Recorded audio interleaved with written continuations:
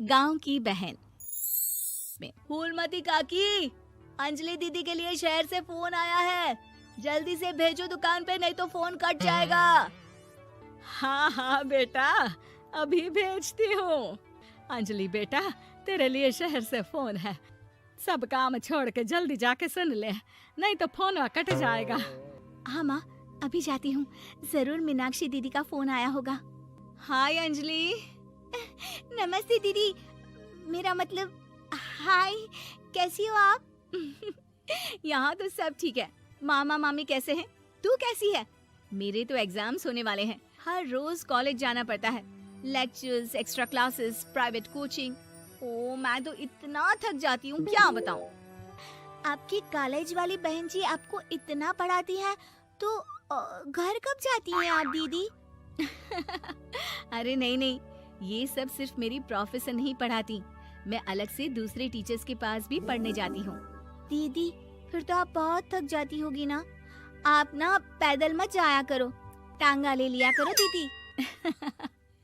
नहीं मेरी भोली बहन, ना मैं पैदल जाती हूँ, ना ही यहाँ टांगा मिलता है, मैं बस से जाती हूँ और थोड़ी दूरी के लिए रिक्शा ले लेती हूँ।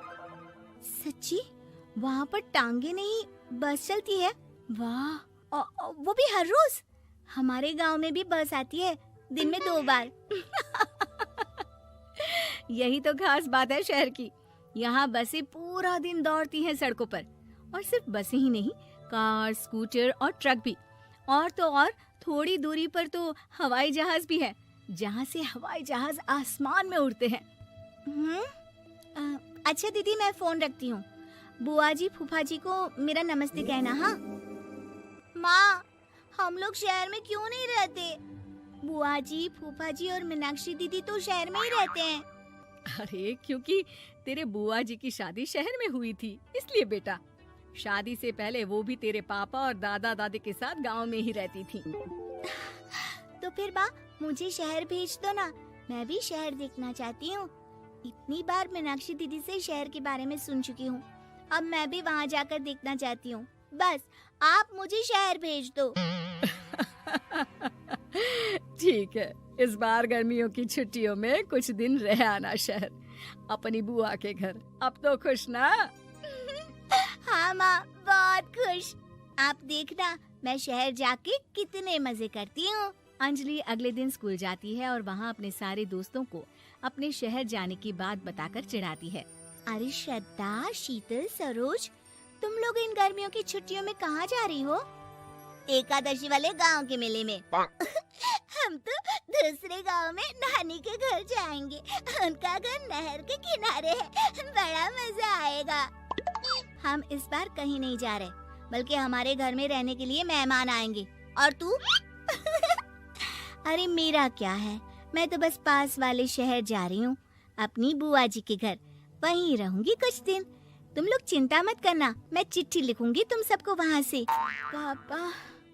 पापा मुझे तो चक्कर आ रहे हैं, जी घबरा रहा है। बेटा, शहर आने की जिद भी तो तूने ही की थी, अब पहली बार बस में चढ़ी है तो यही होना था, भुगतो अब। अरे मामा जी, अंजलि, आप लोग आने से पहले बता तो देते, मैं लेने आ जाती बस स्टैंड तक। आओ आओ भैया, आओ बेटी अंजलि। माँ बुआ जी कैसे हैं वहाँ, और भाभी कैसी हैं? सब ठीक है, बस अंजलि जिद कर रही थी कुछ दिन आप लोगों के साथ रहने की, सो छोड़ने आ गया। दीदी, आप मुझे शहर घुमाने ले जाओ ना, मुझे भी शहर देखना है। हाँ हाँ चल, तैयार हो जा जल्दी से। अंजलि तैयार होने जाती है और कुछ देर बाद जब बाहर आती है तो अरे ये क्या कर दिया तूने, मार्केट तक ही तो जाना है, इतनी डार्क रेड लिपस्टिक, इतने बड़े बड़े झुमके और चूड़ियां और चेहरे पर इतना सारा पाउडर। मेरी बहन, ऐसे नहीं चलेगा, जा और ये सब हटा के आ। अरे कैसे, क्यों? मैंने शहर आने के लिए इतनी मेहनत से ये सब इकट्ठा किया था, और वैसे भी मैंने देखा है मोहल्ले की राधा काकी के टीवी पर एक फिल्म चल रही थी, उसमें हीरोइन ना ऐसे ही तैयार होकर जाती है घूमने। सब पता है मुझे, मैं तो ऐसे ही जाऊंगी दीदी। अंजलि शहर की चकाचौंध को देखकर बहुत हैरान और खुश होती है। ऊंची ऊंची इमारतें, सड़क पर दौड़ती गाड़ियाँ, बड़ी बड़ी दुकानें, उसकी एक्साइटमेंट का ठिकाना नहीं था। दीदी, ये छोटा सा कमरा सड़क के किनारे क्यों रखा है? इसमें कौन रहता होगा? ये कमरा नहीं, पीसीओ है, पीसीओ। यहाँ पर लोग फोन करने आते हैं, सिक्का डालकर। ओह, हमारे गांव में तो दुकान पे ही जाते हैं बात करने। अच्छा चल, तुझे रेस्टोरेंट में खाना खिलाने ले चलती हूँ। Excuse me, 2 plate noodles please and 2 Cola. Meenakshi को ऑर्डर प्लेस करते हुए अंजलि बहुत ध्यान से देखती है और थोड़ी ही देर में ऑर्डर लेकर वेटर आ जाता है और खाना टेबल पर रख देता है। अरे, ये लंबी लंबी सेवइयाँ खाते कैसे हैं दीदी? और इसके साथ कोई अचार, प्याज, मूली कुछ भी नहीं दिया, बस ये छोटा सा पेट खुजाने वाला दे दिया है। गांव में तो छोटे छोटे चावल ही होते हैं जो कि हाथ से ही खा लेती हूँ। अब इसे कैसे खाऊं दीदी? एक्सक्यूज मी, एक चम्मच प्लीज, और लिटिल प्याज और अचार और मूली और एक गिलास मट्ठा, वो बाद में। हाँ, अब ये सब सुनकर आसपास बैठे लोगों को हंसी आ जाती है। मीनाक्षी भी अपनी हंसी किसी तरह रोकने की कोशिश करती है और वेटर मुस्कुराता हुआ वहाँ से चला जाता है। अंजलि समझ नहीं पाती कि सब किस बात पर हंस रहे थे, लेकिन वो छिप जाती है। दीदी, मुझे लगता है कि मुझे इन सेवइयों को ऐसे ही खा लेना चाहिए, इसी पेट खुजाने वाले कांटे के साथ। एक काम कर, तू मुझे खाते देख, जैसे मैं खाऊं तो भी वैसे ही खा ले।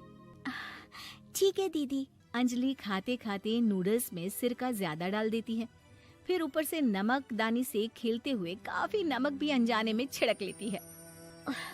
अरे, ये क्या क्या खा लिया? अरे हाय हाय, कितना कड़वा है। पानी पानी, ये काला शरबत ही पी लेती हूँ। और जल्दबाजी में अंजलि जल्दी जल्दी कोला पी लेती है, जिससे उसके नाक में झंझनाहट होती है। दीदी, मुझे ले चलो यहाँ से।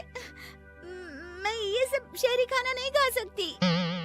अब शर्म के मारे मीनाक्षी अपनी बहन को वापस घर ले जाती है और कहती है कि देख अंजलि, माना कि शहर और गांव एक दूसरे से बहुत अलग है, लेकिन इसका मतलब ये नहीं कि हमेशा शहर ही बेहतर हो और उस वजह से हमें वो सब करना पड़े जो हम नहीं कर सकते। शहर में सहूलतें तो हैं ही, पर चुनौतियां भी हैं। हम जहाँ भी रहें, हमें कभी अपने आप को कम या ज्यादा नहीं समझना चाहिए। और किसी भी नई जगह में ढलने में समय लगता है, उसके लिए तुम्हें दूसरों की नकल करने की कोई जरूरत नहीं है। बेटा, घूम लिया शहर या अभी और घूमना है? नहीं पापा, मैं अपनी गलती समझ गई हूँ।